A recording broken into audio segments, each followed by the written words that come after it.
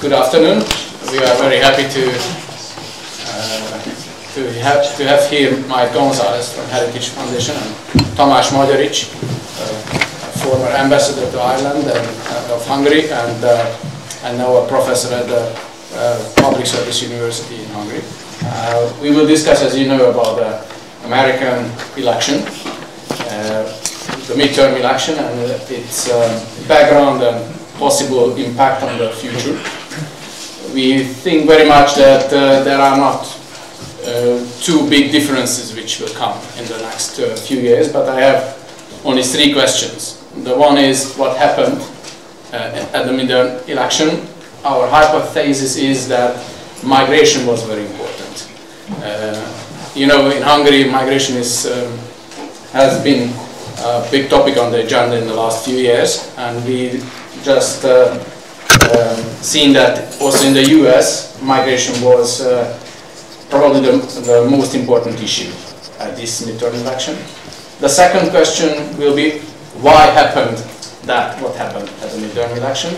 So what are the lessons we should learn from this midterm election? And the third question is probably the most interesting, what will happen after this election? Whether the thesis I already mentioned, that there won't be any big differences in the politics of the United States is true or not. For us, it was the first lesson that Mr. Trump got more chance to be re-elected 2020. This would be also part of my question, whether do you see the same? After the domestic politics of the United States and the analysis of this midterm election, I would like to talk about the relationship between our two regions. I mean the United States and the Central European region. You might have heard about that Hungary is very much interested in building up a network of the Central European nations, which is based on the sovereignty, the respect of the sovereignty of these countries, but which is based also on the friendship with the United States. And therefore, the part of this third question, what will happen in the next 2 years, is also whether the interest of the United States in this region will be grown or it will be as limited as it used to be. We have, as we mentioned earlier, we have brand new data from an opinion poll, which will be published now at this event by my distinguished colleague, Bank. He will tell us the newest data from a Visegrad Group opinion poll, what these countries think about the relationship towards several international powers. Later, we would like to ask you, Mr. Gonzalez, to talk to us about your thoughts and probably also with answers on my questions. And third, we will have a round table with Mr. Magyarics together, and we will discuss the thesis, hypothesis, and the impacts of this election. At the end, we will have a small buffet to have an open-minded discussion about US politics and its impact on the Central European region. Thank you very much, and I give the floor to Bank. Thank you.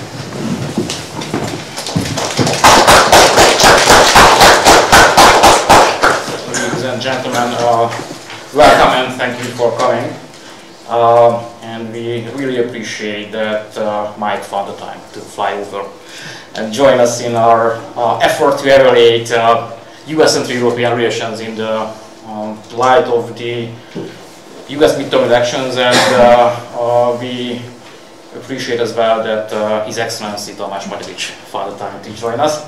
Thank you for your presence and for your future thoughts. You know, there's a notion in Central Europe that we live in a buffer zone between the East and the West. And but what is geopolitics for the global players? is for us here in the region and in Central Europe is our everyday life. And we do believe that we should understand and we should find out what are the intentions of our big partners, of the major players of not only Europe but the globe as well in Central Europe. And we should at the same time find out what can we expect from them. And today's event is trying to point out what can be the change, or if there is any change in the United States in its foreign policy and towards our region in Central Europe after the midterm elections. We at Nézőpont strongly believe that improving and strengthening the Central European American and at the same time the Hungarian American relations is imperative. It is our history and at the same time we are in an alliance and in friendship with the other side of the Atlantic, and luckily we are not alone with this opinion in the region and in Central Europe. May I have my first slide here? Can I have the first slide, please? Thank you. Okay, so as Alex already mentioned, the Nézőpont Institute conducted in the last 2 years already 2 polls in Central Europe among the V4 countries, and these are the results where we can compare the year 2017 and 18 respectively about our people's opinion on whether we should improve, or their respective countries should improve their bilateral relations between Poland, the Czech Republic, Slovakia and Hungary, and the other side of the Atlantic, the United States. And the results are really convincing, and I would say pretty telling, because what we can see that the vast majority of the people in the region are supportive towards enhancing relations, both political and economic relations, between their respective countries and the US, and it is improving. So you can see that only a slight minority is there of these nations that would loosen the cooperation between the US and their countries. So what I'm stressing here is that the V4 peoples are supportive towards the United States. And let me put it in a broader context, because we did ask these 4 nations about 2 other global players and European players. Both China and Russia were covered in this poll. And what we can see is that there is a huge advantage in favor of the United States relative to both China and Russia. So our nations here, our peoples here, are supporting although a wider approach, because I would say that there is either a support or a wish for not change towards the other great players, great powers. But eventually, what the bottom line will be that improving political relations with the United States is more important for these peoples than improving their bilateral political relations with China and or Russia.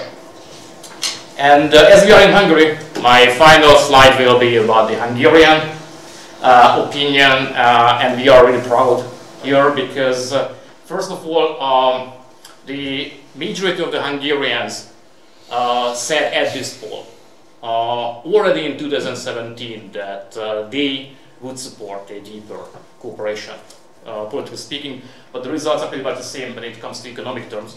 To improve the relations between the US and Hungary, but there's a significant change in the last year, because there are already 52% of the Hungarian people saying that they would like to have a better or deeper political cooperation, and there's only 9% of the people saying that we should loosen our ties with the United States. So this is something I think backs our opinion that it is not only in our interest, but at the same time it is logical and normal to improve our relations. But the occasion that brought us here, and this is my final slide, and I will give the floor in a minute to Mike, are the midterm elections of the United States from last week, and these are the results that we know so far, although I do not want to go into details and I do not want to evaluate them. Let me leave this to Mike and Tamás. But let me share some personal thoughts about the latest events and the events that actually took place in the last week. First of all, what we saw, and I had the chance to watch online President Trump's first press conference after the elections, and I was shocked the way the media handled the President of the United States. And I'm talking about the position and not necessarily the person who was actually attacked by the non-Trumpist, or I would say liberal media, because the topics were pretty much the same as we discuss nowadays in Europe. Because the previous weeks before the midterm elections were mostly, I mean, the news in the previous weeks were about migration and the migrants coming from the south towards the borders of the United States. And we do have the same problems here, not only in Hungary but in Europe as well. And the question of sovereignty, the question of nationalism. Because it was like 1 or 2 weeks before the elections when President Trump called himself a nationalist, and he defended this position against the liberal media's attacks. And after 1 or 2 days, when the European People's Party elected its top candidate for the 2019 European Parliament elections, and Manfred Weber had a press conference, pretty much the same happened. He was questioned on Hungary, and he was attacked by some of the opposite media on this occasion. And I found out, in fact, that when Prime Minister Viktor Orbán gave press conferences in Brussels, the same happened.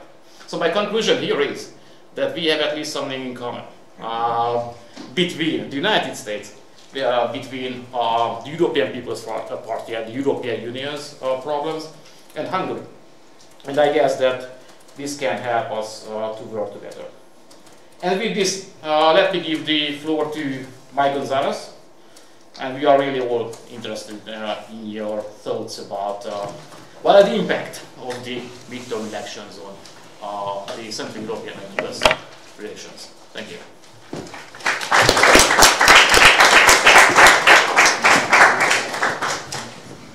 Cool. Thanks. Thanks all of you for being here. Thanks for Nézőpont for bringing me. I'm going to be checking this to make sure that I don't speak over 20 minutes. So if you see me looking at this, it's not because I'm following the football scores at home. So I'm always very happy, even though it's a very long flight. I just arrived 2 hours ago. I didn't sleep at all. But I'm always very happy to make the trip because I'm always, first of all, we're among friends here, but I'm very happy to discuss American foreign policy and the things we have in common with Hungary. And that's because it deals really at bottom with issues that are very fundamental. Specifically, who governs society? Is it going to be the nation state, or is it going to be some transnational institution that is remote? And that is, I think, going to remain the question in the US. The midterm elections will really, I will discuss a little bit later about what the difference will be, but they'll have very little impact on that. I will tell you that the results of the midterm elections really, more than migration, though migration was in the background with the caravan, and later this week I'm going to Guatemala. I'm only going to be at home for like 12 hours, and on Thursday I go to Guatemala. That migration issue pale in comparison to Brett Kavanaugh. Now you may have followed the Brett Kavanaugh hearings here, but it really changed. It galvanized America. It galvanized the conservatives. Without those hearings, it could very well have been that the Republicans would have lost the Senate, and they would have indeed have had a blue wave in the House of Representatives. But the sense among conservatives that Brett Kavanaugh was not treated with deference, was not given the same level of treatment that previous Supreme Court justice candidates have received, made the conservative base and the Republicans really, really angry, and they turned out in great numbers. And the losses that the Republicans had in the House of Representatives were really within the historical range, very much within the historical range for the first term, midterm for a president. In fact, for example, Barack Obama's first midterm, he lost 63 seats in the Tea Party election of 2010. I think the Republicans now may have lost, I don't know, between 29 and 39, somewhere else. So that is historical or less than historical. And then the Republicans gain seats in the Senate. They might end up with 53, probably 53-47. It's that kind of split, although I'm not a politician and I'm really a policy guy. But my point here is that the changes will not be great. And again, it will deal a lot, the foreign policy of the United States for the next 2 years will be about self-determination. The idea of sharing sovereignty, which Brussels talks about all the time, sharing of sovereignty with Guy Verhofstadt, you know, your big friend here. That idea is very alien to America. Whenever we've had a president such as Barack Obama, who has believed in sharing sovereignty with a transnational institution, he's had to be very soft about it because Americans don't react well to it. And obviously, a nation such as Hungary, which suffered for decades, if not Soviet occupation, at least the Soviet threat, and you had an invasion, and then who also was part of an empire before that, will fiercely defend also your right to govern yourselves. And the fact that the Hungarian nation remained a nation despite all this history for centuries, and then especially since the Soviet Union, really speaks to how we have this in common, Americans and Hungarians. And that brings me straight to President Trump, because that's very important. When discussing President Trump's foreign policy, we should take our guides 3 things, I believe. One is the speeches he gives. The other one is, because that really elucidates his grand strategy. The other one is the personnel he has picked, the people he picks to put into positions. And then the things he has done, the things that actually take place. Now, you will notice here that I haven't mentioned his tweets. And that is, we do say all the time at Heritage, and I say all the time, you can follow his tweets and go crazy. And my neighbors, I live in a very liberal neighborhood, part of Maryland. But it's like an old beagle, an old dog that's following a squirrel around your yard. And if you follow the president's tweets, you're going to be exhausted and tired, and you will have nothing as a result. The dog never catches the squirrel.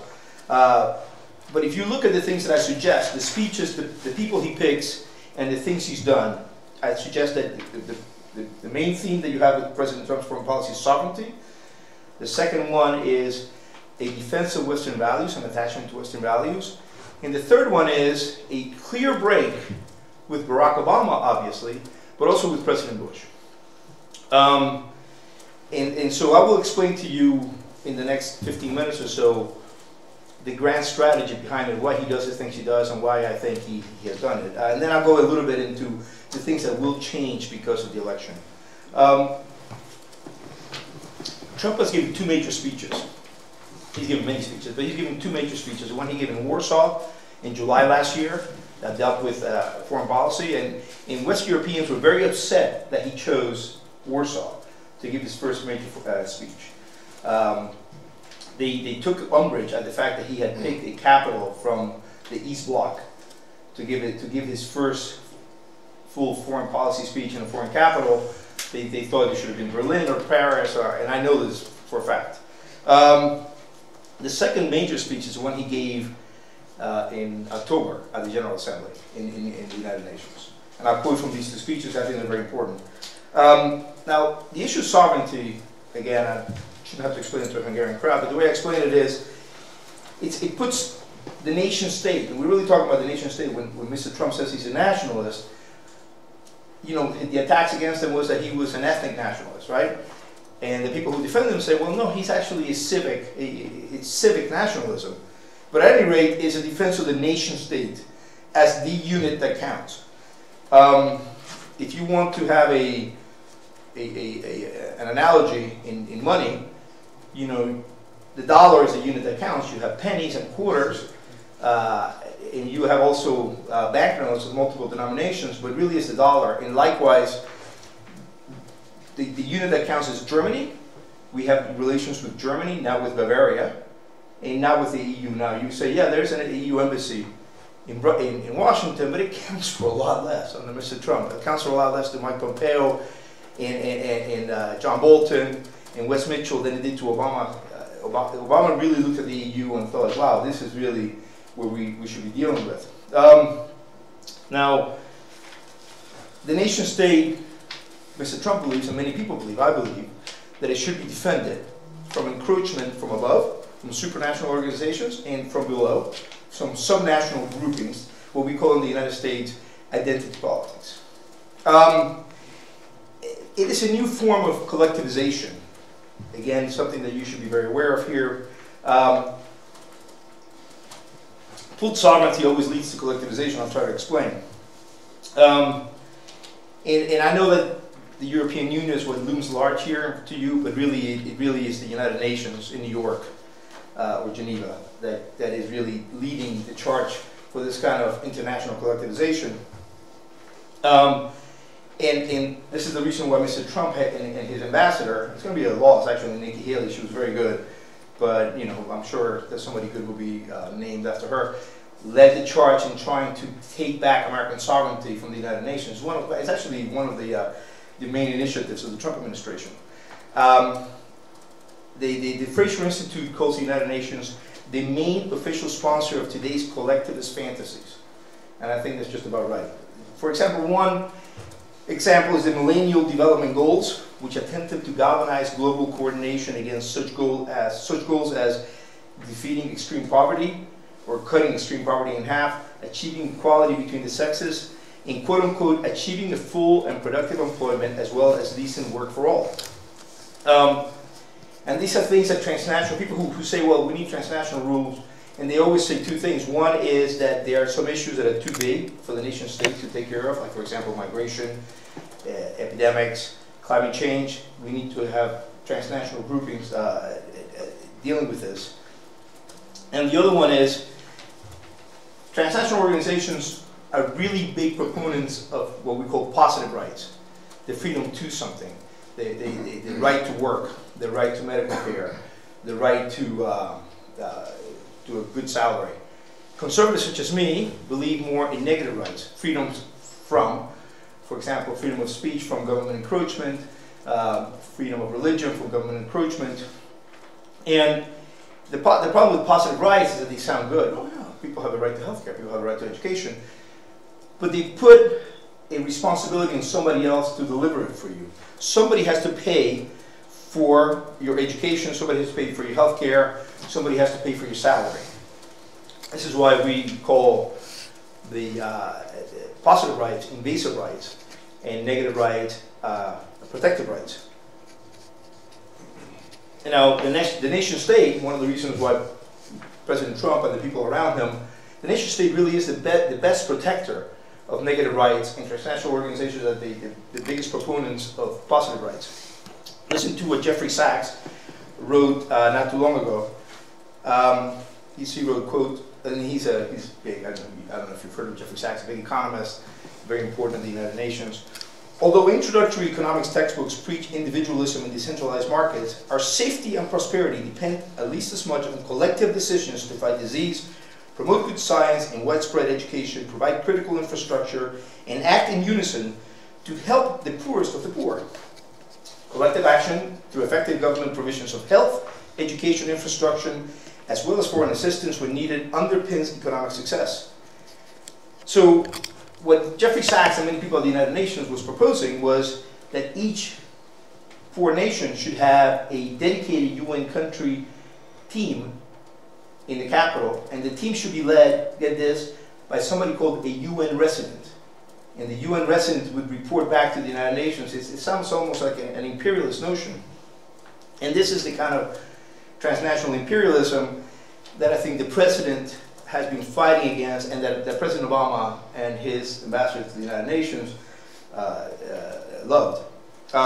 So President Trump took his anti-transnational approach to the heart of the beast itself, to the United Nations, and he approached the issue head-on in his speech a few weeks ago. And he said, quote unquote, "Each of us here today is the emissary of a distinct culture, a rich history, and a people bound together by ties of memory, tradition, and the values that make our homelands like nowhere else on earth. This is why America will always choose independence and cooperation over global governance, control, and domination." You see the themes that I was referring to. "I honor the right of every nation in this room to pursue its own customs, beliefs, and traditions. The United Nations will not tell you how to live. We only ask that you honor our sovereignty in return." And he gave his audience, this is just a few weeks ago, two examples of transnational overbearing governance and what the United States was withdrawing support from. Two of them. He said, "I spoke before this body last year and warned that the UN Human Rights Council had become a grave embarrassment to this institution, shielding egregious human rights abusers while bashing America and its many friends. Our ambassador to the United Nations, Nikki Haley, laid out a clear agenda to reform, but despite reported and repeated warnings, no action at all was taken. So the United States took the only responsible course. We withdrew from the UN Human Rights Council and we will not return until real reform is enacted. For similar reasons, the United States will provide no support in recognition of the International Criminal Court. As far as America is concerned, the ICC has no jurisdiction, no legitimacy, and no authority. The ICC claims universal jurisdiction over the citizens of every country. This violates all our principles." So again, you see the president acting on the theories that I talked about before. And just to make clear to everyone what he was talking about, he said, "America is governed by Americans. We reject the ideology of globalism and we embrace the doctrine of patriotism." As we know, he went further than that later and talked about how he was a nationalist, and you have seen the problems with President Macron this week. You know, President Macron is obviously having a very low opinion polls in his own country, and probably bashing President Trump was a good and astute political approach by him, but this is an issue that actually, but Macron really is a believer in transnationalism, I believe, and Trump just is not. So Trump has also pulled out of the Trans-Pacific Partnership. He has halted negotiations of the Transatlantic Trade and Investment Partnership. He has renegotiated NAFTA and KOROS, that's the Korean-U.S. Foreign Trade Agreement, and he has sought to weaken the WTO's dispute settlement mechanism. And obviously he pulled out of the agreement with Iran. I should say briefly that sovereignty and the nation state is also threatened from below. In America, definitely more than here, because we have something called identity politics, and there's the explosion of subnational groups based on identity of race, ethnicity, sex, or disability status. Mr. Trump has also, and we have helped him with this, I do a lot of work in this area, has taken very forthright steps to make sure that these subnational groups, that they don't multiply and the nation state really remains a unit. Which leads me to the other point that I talked about, support for Western values. The president sometimes gets a little bit, waxes poetic about Western values. He said in Warsaw, which is the speech where he talked most about this, we write symphonies, we pursue innovation, we celebrate our ancient heroes, embrace our timeless traditions and customs, and always seek to explore and discover brand new frontiers. Well, many people actually make the case that when we talk about Western values, we really have to make a difference between, and it's really about the Enlightenment, there's the English and the Scottish Enlightenment and the European Enlightenment, and the Continental Enlightenment, and the Scottish and English Enlightenment led to the concepts we have today of democracy and natural right and all that, and the Continental Enlightenment led to the French Revolution and Kant and Hegel, Nietzsche, and everything that came after that. But the president is very clear-eyed about the challenges that the Western Alliance faces. On that, he is very clear-eyed. And I like this line that he had in his Warsaw speech: "The defense of the West ultimately rests not only on means, but also on the will of its people to prevail, to be successful and get what you have to get. The fundamental question of our time is whether the West still has the will to survive." And I think there, he actually hit on something. Whether we in the West, in America, but also here in Europe, we have the will to survive, and I think your Prime Minister has always many things to say about that. And you know, and a lot of the critics of Mr. Trump say, well, he's pro-Western because he's racist. But Mr. Trump really is kind of, to some degree, he's pro-Western only because we compare him to Barack Obama as well. But President Barack Obama was famously allergic to the West, and he had a lot of difficulty, you know, enunciating the values of the West. So we have to be a bit more nuanced on that. And on the question of the people he has picked, we were discussing before, you know, Secretary Pompeo, National Security Advisor John Bolton, the Assistant Secretary of State Wes Mitchell, they have really moved away from the Victoria Nuland approach, and they're not going to bash Western allies. They're going to be a lot more fair, I think, to allies such as Hungary, and I think they've already demonstrated that. Let me just briefly touch on an issue that I brought up about, we know how he has departed from Barack Obama. He's also departed from Mr. Bush. Mr. Bush, whom I very gladly served. I was very proud to have served in the Bush administration, but there's always been this duality in American thought. You know, we have, the founders created one nation, one people. They put that in the Constitution and Declaration. But at the same time, their appeals to freedom lay on universal values. All men are created equal. And that was all men in Massachusetts, Guatemala, Bangladesh, Hungary. These, before there was a claim to freedom as British, as Englishmen. But when the revolution is about to happen, they can no longer do that. So they have to appeal to natural right. That was the right thing to do. But that was always a duality. They believed very much on one people, one nation, but also on the universal appeal. And that was always a balance. President Bush kind of tried to bring these things together. He said in his second inaugural, I just want to cut it here so I don't, the survival of, okay, we are led by events and common sense to one conclusion: the survival of liberty in our land increasingly depends on the success of liberty in other lands. America's vital interests and our deepest beliefs are now one. You know, to be honest, I found that a very inspiring speech. That's the reason I joined the Bush administration, because it was that second inaugural. But he was kind of wrong. You know, it's good to have the duality. Sometimes we have our national interests, and sometimes we have our values. And sometimes they're not what a statesman has to make the tough decisions in balancing the two. And I think President Trump has tried to go back to less internationalism than Bush had. Now, will any of this change after the election? Not really, as I said, mainly because it was not the rebuke that liberals wanted. They lost the marquee races. They lost the marquee race in Texas, where Senator Cruz defeated Beto O'Rourke. They lost very likely they lost the Georgia race for governor. Also, a lot of attention was given to that. They lost the two marquee races in Florida for governor and for the Senate. And that deflated the liberals a lot. But now, yes, the Democrats will want to have greater scrutiny of the Pentagon, the State Department's operations and spending. They will try to nudge the U.S. towards tackling longer-term global challenges, such as climate change, poverty. Again, they will want the U.S., they will want Mr. Trump to do more of that internationalism. I don't think, because they don't have the Senate, I don't think they'll succeed in that, but they will harass the administration into this. They'll drag in members of the administration for hearings.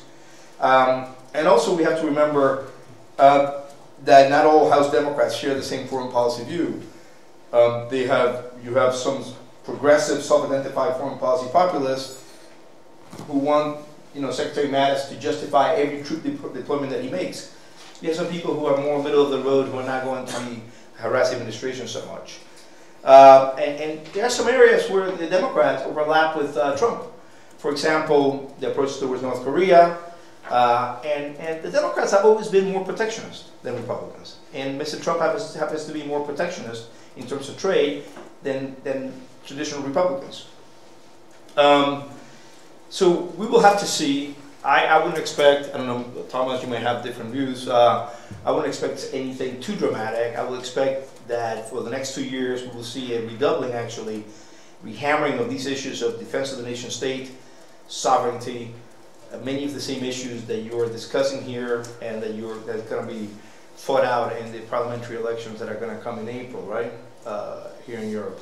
So with that, I'm going to leave it here because I'm at 22 minutes, Thomas, and I don't want to take too long. So thank you very much for being a great audience, and I think there's going to be a Q&A afterward.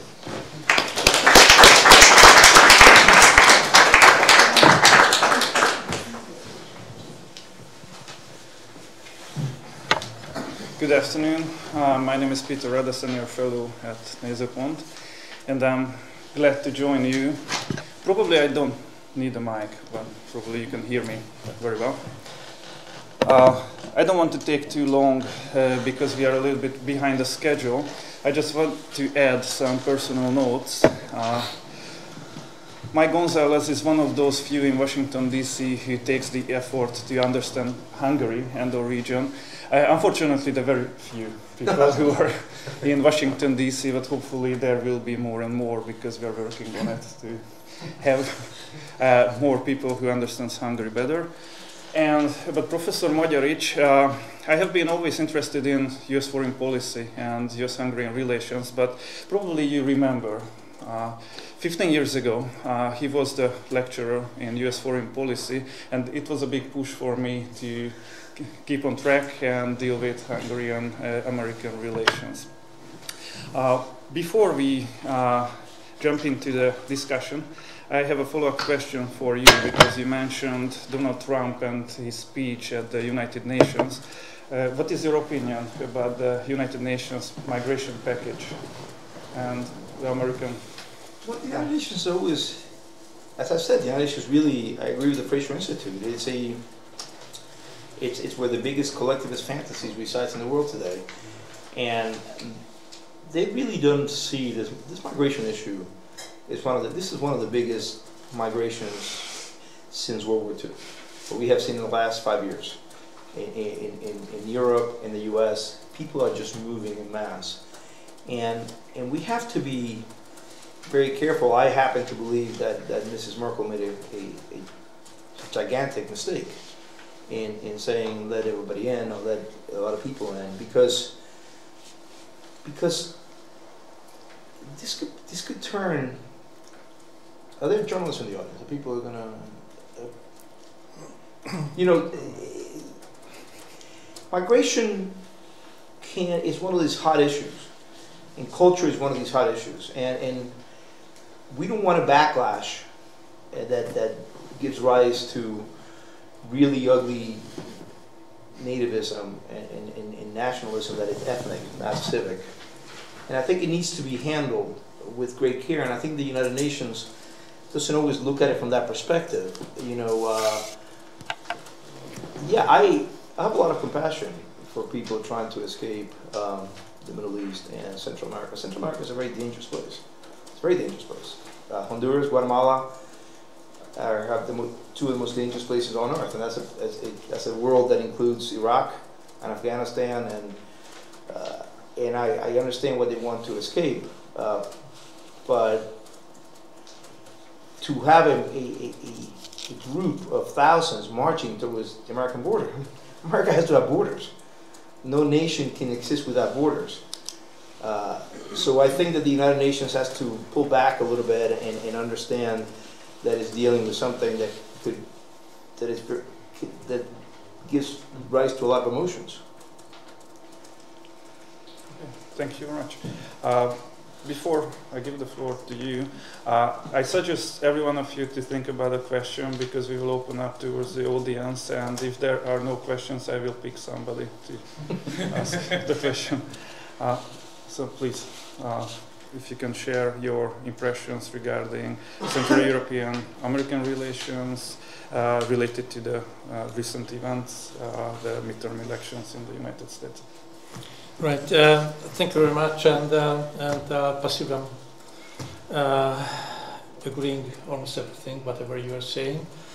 So first of all, my impression is that the election was a tie to a certain extent. So if you want to use the term from sports, it's a tie to a certain extent because after all the Democrats have gained the lower house. And I expect that, as you said, there will be a lot of harassment of the government. So a couple of people in key positions, Adam Schiff, for example, in the future chair of the Intelligence Committee, or Jared Nadler as future chair of the Financial Services Committee, are sort of sharpening the knives to put it into Donald Trump and the administration in general, and they are likely to demand tons of papers, documents, issuing subpoenas day out and day in. So the White House will be under tremendous pressure. So that's my first point. Second point is that in the Senate, there are at least half a dozen senators who are considering running in 2020. So I think that the senators will be playing for the gallery for most of the times. Elizabeth Warren, Cory Booker, Kamala Harris, and the others, they are not likely to compromise on anything. So I guess that the next 2 years will be very, very acrid, very hostile towards the government. And the media, mainstream media, CNN, New York Times, Washington Post, and all the others will be trying to keep all the unpleasant issues on the agenda as far as possible. So they will be hammering on the issues 24 hours a day, 7 days a week, just like they have been doing in the first 2 years. So I guess that for us who are trying to explain the U.S. politics, it will be a very, very rich period. We'll be able to express our views freely on all sorts of issues. On the other hand, let me just tell you that I'm a little bit worried about the future of American democracy. And the state of affairs in the U.S.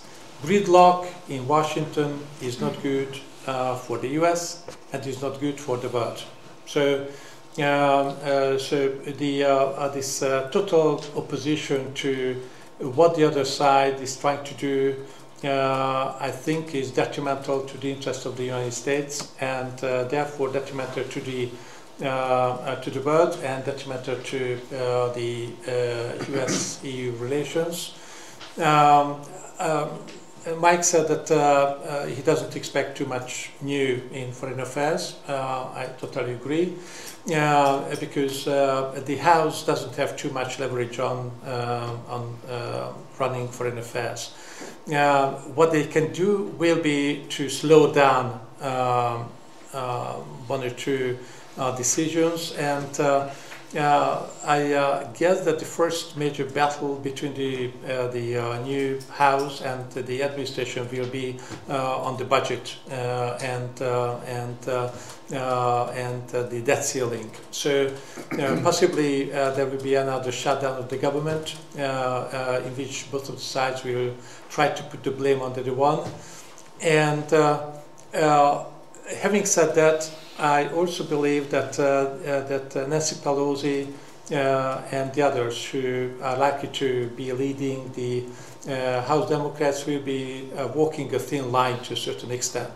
Because if they keep on obstructing for 2 years, that might be counterproductive in 2020. So they should be finding some sort of, or a couple of issues in which they might be cooperating with the Republicans. A couple of very popular ones like tax cut 201, permanent tax cut for the middle class. It would be very difficult for the Democrats to oppose it, and if they can, and if it's passed, then Donald Trump will be able to build on the tax cuts, repeated tax cuts in 2020. Another issue which I'd like to mention by passing, the approval rate of the president. The president started with a very low approval rate as compared to the others. But he is still at that approval rate, while the others started higher and arrived at the midterm election more or less in the range where Mr. Trump is at the moment. So the message is that there's a core Republican voting bloc, which is supporting the president, and the message is that the Republican Party has moved towards the president to a certain extent. So a couple of opponents of the president, Jeff Flake and the others, haven't run, and instead kind of pro-Trump people are likely to come in. So I guess that the Republican Party possibly will be more unified in 2020 than it was in 2016. Okay. Thank you very much. First, I have a question for you. Do you see any danger after the leadership change in the House for Central European US relations or Hungarian US relations? Of course, the midterms are not about foreign policy, as both of you mentioned, that probably the track of US foreign policy will not be changed, but do you see any traces? Because I remember about hearings about Hungary during the Republican leadership. So do we expect? Well, yes. As I said, the Democrats will be enjoying this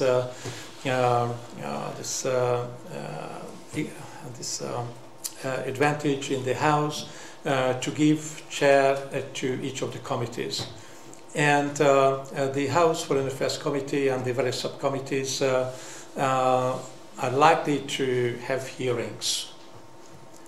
So once again, a couple of people, kind of fans of Hungary, will be invited to testify before the House, and a couple of speeches will be read into the congressional record, and definitely Donald Trump will be shown to be causing up with, quote-unquote, the strong man in the world. That is, to be too soft on Putin, to be too soft on Erdogan, and even Mr. Orban will be mentioned. And just before the election, there were two articles in the New York Times about the urbanization of the Republican Party, which is quite ridiculous. On the other hand, it's very flattering that Hungary is shaping American politics. It has been just the other way around in the past couple of decades or even centuries. So we can even be very proud to be making waves in Washington, D.C.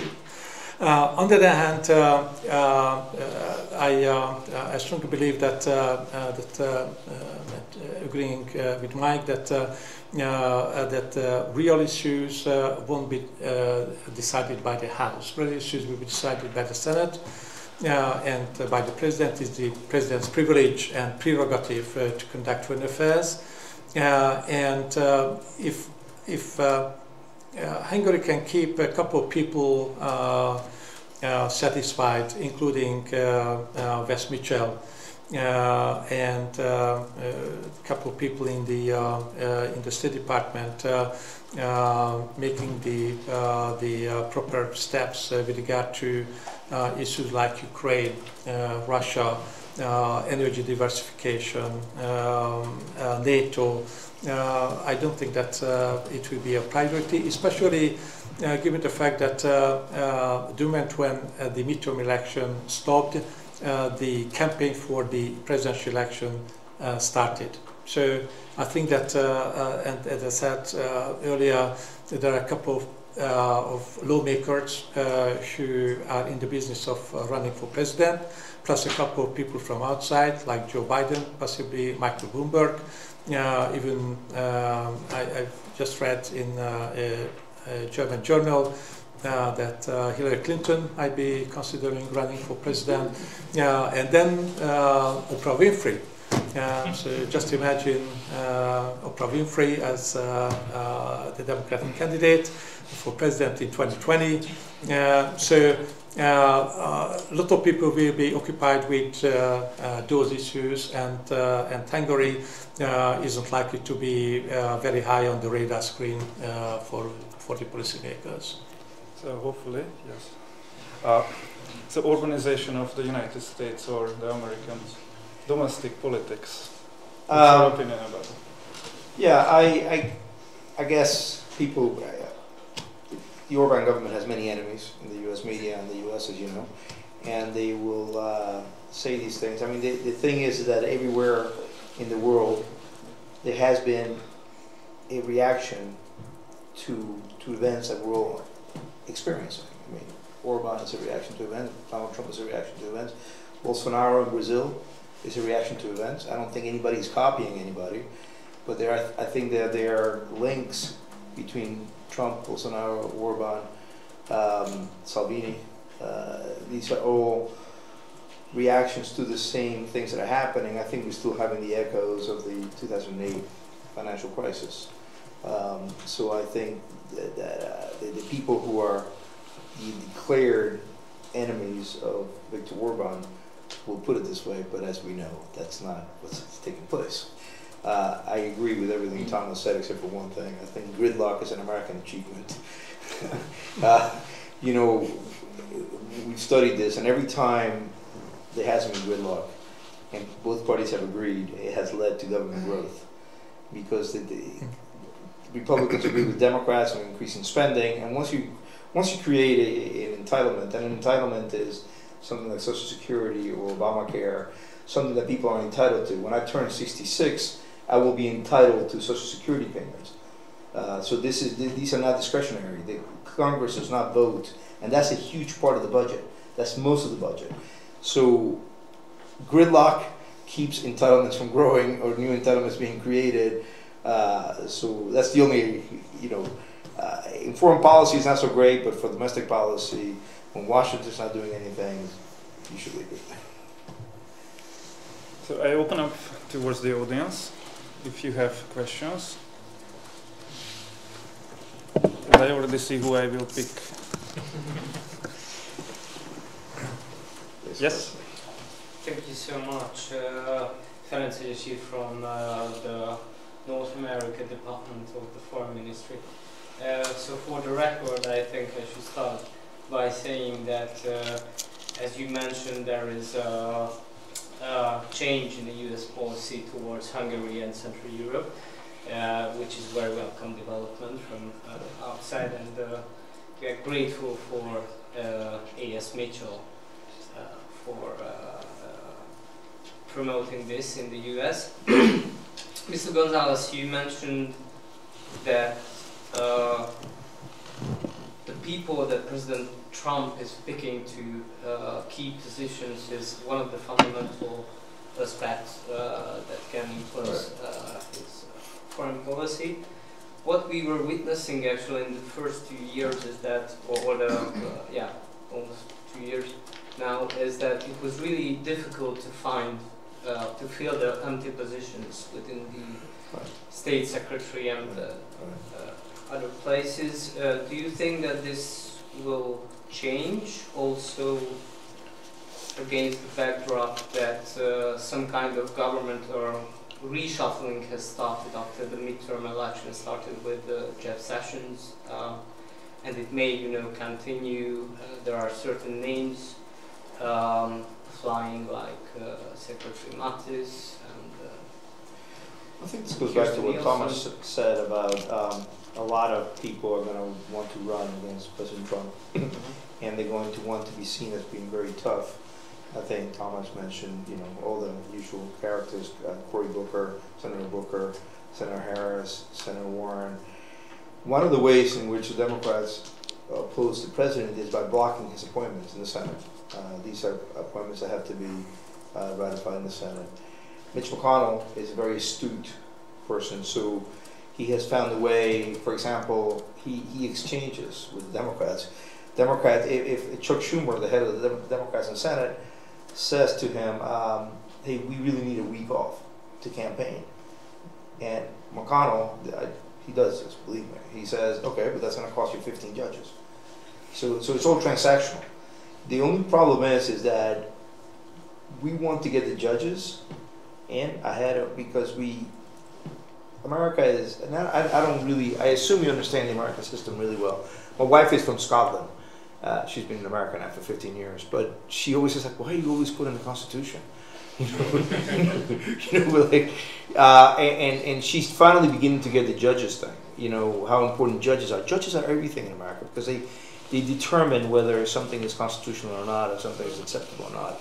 And the left uses the courts to legislate, to create these rights that I was referring to, positive rights that are not in the Constitution. In fact, Kamala Harris said that to Judge Kavanaugh, said that, you know, these rights, there are rights that we have now that are not in that little book you carry. She referred to the Constitution so derisively. So the problem is that the Democrats are slow walking everything. Mitch McConnell, when he trades, you know, votes, he's going to put a premium on judges. And that means that some key positions in foreign policy sometimes don't get appointed, but it really is the fault of Democrats. And they have to oppose the president. You know, they're going to have to be very careful, because one of the things that Jerry Nadler, you mentioned Jerry Nadler, my old representative from Manhattan, apparently somebody was sitting next to him on the train, and he heard Jerry Nadler, who's now going to be the head of the Judiciary Committee in the House, saying one of the first things he wants to do is impeach Judge Kavanaugh. Not just President Trump, but Judge Kavanaugh. I tell you, they're going to have to be very careful with that, because I don't know if you have anything in Hungary in your recent memory that has torn up the nation. That tore up America. That tore up America, the Kavanaugh hearings. People were getting into arguments with their wives. People were getting into arguments. It was so emotional and so raw. And it really upset the conservative base, and it really upset liberals. You know, I remember having a conversation with my son, and he was like, I know you're really upset about this, and the way Judge Kavanaugh is being treated, but you have to understand, a lot of people think that he did these things to this poor woman. And so it was this, for them to bring up Kavanaugh again. Jerry Nadler impeaches or tries to impeach Judge Kavanaugh because they want to rev up their base. They have to also tread very carefully, because they could rev up the conservative base, as I pretty much completely think that's what happened during the election. Would you like to add something? No, actually, as I said, the obstruction and all sorts of hearings and testifying, bringing people into testify all the time and so on, and especially tactics like that, trying to impeach people, Supreme Court judges and so on, or might be counterproductive. So difficult choice. Government, or being part of the government, is a mixed blessing, because it carries responsibility as well. It's not a mixed blessing. It's awful. Yeah, it's awful. You get paid very little. You work long hours. People hate you. Yeah. You never see your children. But the Democrats were in a position to be able to criticize the government for anything and everything. Right now, they are part of the government, so they have to take responsibility for certain issues. and as I said, for 2020 it might be a little bit difficult for them, especially if Donald Trump is banging on popular issues. So this obstructionism is what's kept people from being nominated. But there's two things here. One is there's a lot of people who hate Donald Trump, and there's a lot of conservatives who don't like Donald Trump. But the Kavanaugh hearings convinced them, like, you know what? There are worse things than his tweets. There are worse things than the fact that he's not polite sometimes. The way the liberals act, that is much worse, and that is a danger. So, as you were saying before, the Never Trump camp has diminished because Jeff Flake has left. You know, people, Max Boot, who's a commentator, he has left the Republican camp. And there were a lot of people who were, you know, I don't like Trump. But then when they saw what happened, it's like, I don't care if he curses. I don't care if he tweets bad stuff. The liberals are worse. And we need somebody like him. So now these two camps are entrenched in Washington. It's a divided place, if you haven't gotten my drift so far. So we don't have too much time, but we have time for questions. Good afternoon. Thank you very much for the possibility. My name is Ben Sedon, representing the Konrad Adenauer Stiftung. So, Mr. Gonzalez, thank you very much for your splendid analysis on Donald Trump's policies. Really fascinating. I learned a lot. I would like to concretely ask you, what can we expect, what can we anticipate on U.S. Central European relations for the next 2 years?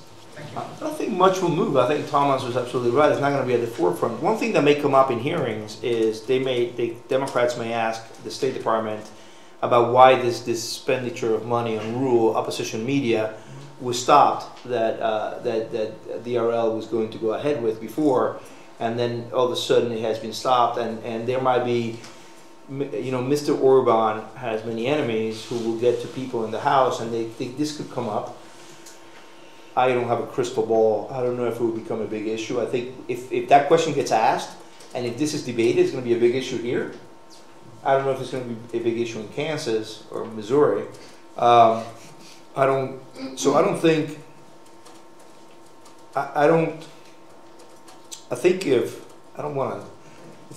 want to anticipate this. Nobody knows what's going to happen. I don't expect any big movements. I just really don't. I expect America to be looking inwardly at our own belly button. The 2020 elections are now full on. And it's going to be all about that, and it's going to be, you know, I always tell my wife, I know Washington, I've always been doing this, but I wish I could do something else. I wish I knew how to do something else, because life would be so much easier if you were living outside of Washington and don't have to deal with this drama all the time. It kind of takes a toll on you, and I think for the next 2 years it's going to be drama. Tomas? Well, yeah. So as I said, Hungary is not a priority. So the big issues will be, of course, China, Russia, Middle East, Iran, Syria, and Ukrainian elections might be important for the U.S. And Hungary might be figuring in American foreign policy as a sort of a side issue with regard to the Ukrainian elections, because Ukraine is a geopolitical issue, a geostrategic issue for the U.S. And Hungary slowing down, blocking Ukraine's slow snail-like process towards the Atlantic community is not quite welcome in Washington, but that might be the issue where Hungary might be figuring. I think that has to be completely on the line, and thank you for mentioning that, especially among foreign policy, in the foreign policy class. That's a very big issue. There are few things that unite conservatives and liberals now. One thing that does is Putin. All of a sudden, okay, so I'm 58. I lived a whole life seeing Democrats and liberals not care at all about Russia, right? And I wish I had them on their side in the 80s and 70s when we were fighting the Soviet Union, but we didn't. Now they hate Russia, and people like me who are conservatives through and through all my life we think of Putin as a big adversary. We think of him as somebody who doesn't have America's interests at heart. And if your prime minister is seen by, fairly or unfairly, to be seen as somebody who's helping Vladimir Putin, or who's a Putin proxy, that's not going to help relations. I just tell you that right now. And this issue of the Ukraine, it's the one fly in the ointment, I think. You know, a lot of people who are friends of Hungary, and I'll count myself amongst this group of people, are saying why. I know why. But I mean, this is not going to help if Viktor Orban is seen. And there were people who would say he's doing Putin's bidding, he's doing Putin's job, and that's not going to be helpful, as you know. Yeah. So, and what can we do as Hungarians? Explain better to the Americans. They always ask your help. You want me to tell them no? I am not going to come to Hungary and tell Hungarians what to do, because no, I want to be able to leave this room alive. You know, you know the local conditions better than I do. I come here to talk to you about America, and I seek to understand Hungary, and I seek for you to tell me about Hungary. I can tell you from the American perspective that that being seen as getting in the way of Ukraine, getting more and more, joining the West more and more, is not going to be welcome. I can tell you that from an American perspective. You do with that as Hungarians, as sovereign people who have self-determination and in charge of your own fate and future, you do that with that what you will. I'm just telling you, it's not going to be welcome in Washington. I'm not saying anything new. Everybody knows here knows that. You know that. You know that. So probably we need a more visible presence in the think tank sector in Washington D.C. as Hungarians. I don't think it's going to fix that problem. I don't think it's going to fix the problem of people saying, why are they getting in the way? But if you think it's not a problem, or the problem is a little bit different, but we need to explain it to the American, let's say, administration. Well, I'm here to hear. Later on, we'll have meetings today and tomorrow, and I will hear more and more about this issue. So we ran out of time, but if somebody has one more question. Yes? Before I invite you to this small reception, just one question which was nearly the same you just spoke about. You mentioned the Central European and Russian relations, but I would be interested in the American-Russian relations and the future after this midterm election of that. And there are two sub-questions. Who is the biggest enemy of the US, China or Russia? And the second would be whether there will be any change. And whether it is a danger for Mr. Trump to seems to be a friend of Mr. Putin in the domestic politics of America. And this is a question both of you. So I think Russia doesn't have the long-term thinking, the strategic thinking that China does. I think that the Kremlin can be more brutish in its approach. They're both adversaries. It's not clear how China, I tell you, I lived in Asia for 10 years. It is not clear how China sees itself, its future, and its relations with the US. It is more clear how Putin does. But they both interfere in our affairs. They both interfere in our elections. They both engage in misinformation. China buys radio stations in the U.S. and reports news from Chinese perspective. China plunks a lot of money into colleges and universities, a lot of money because they have a lot of money, and they buy American colleges and universities. They buy their. They say, we'll give you a lot of money, but you cannot mention the 3 T's: Tibet, Taiwan, and Tiananmen.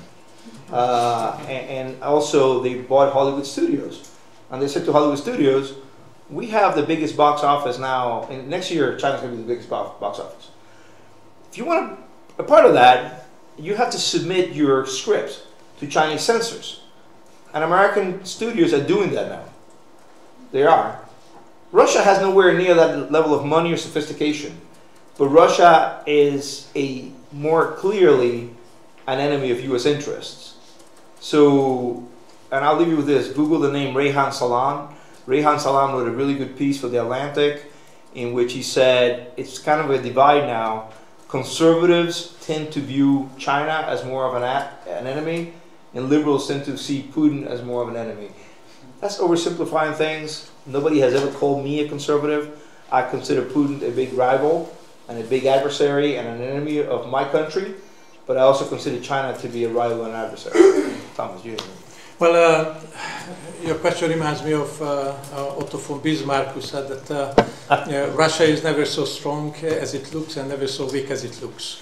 So right now the question is which one is correct. I think that Russia is punching above its weight at the moment. So if you take a look at Russia's GDP, like in the range of Italy's or Spain's, a lot of problems, demographic problems, shrinking population, still a one-dimensional economy, 60% of the GDP generated by the fossil fuels and so on. So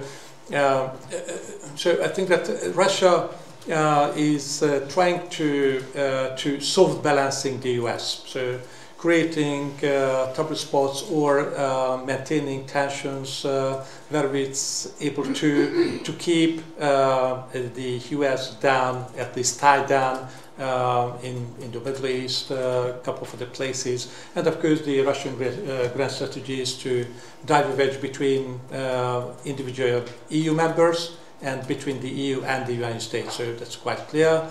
I suspect that from the American perspective, China possibly is more of a rival than Russia in the long run. On the other hand, and having said that, I do believe that China's growth will be slowed down, is slowing down even right at the moment. China cannot sustain the sort of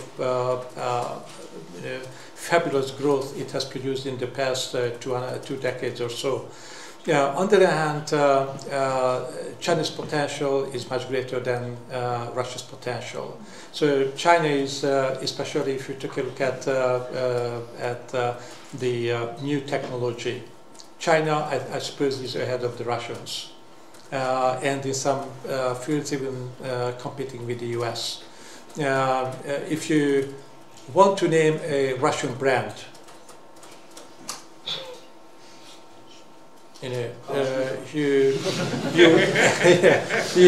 had to live in the Cold War to remember Saratov, Icebox and Lada cars and so on. But if you take a look at some Chinese brands,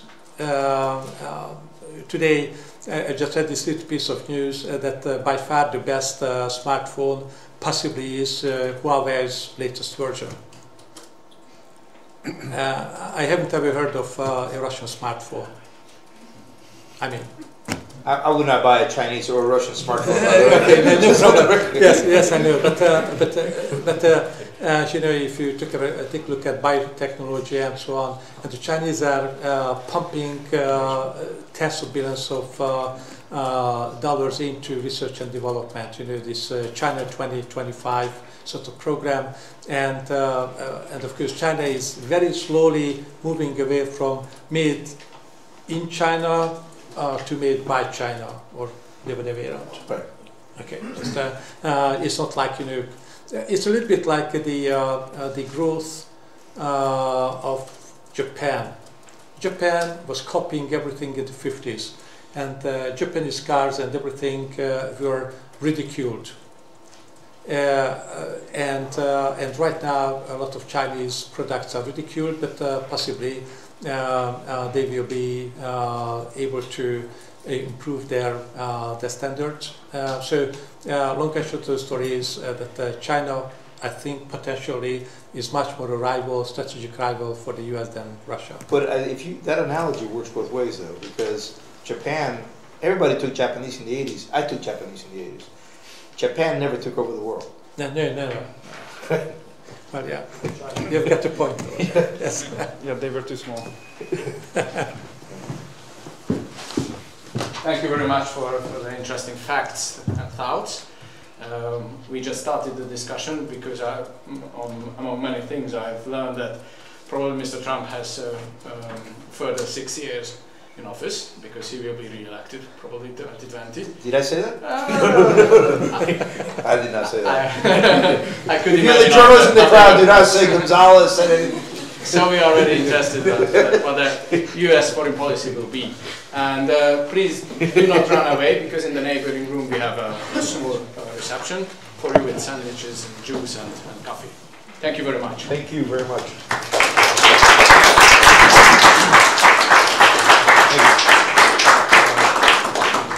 Thank you. That was great. Thank you. I didn't pass out. Thank you very Yeah, much. that's already a success. That's very easy. How was that? This was very good.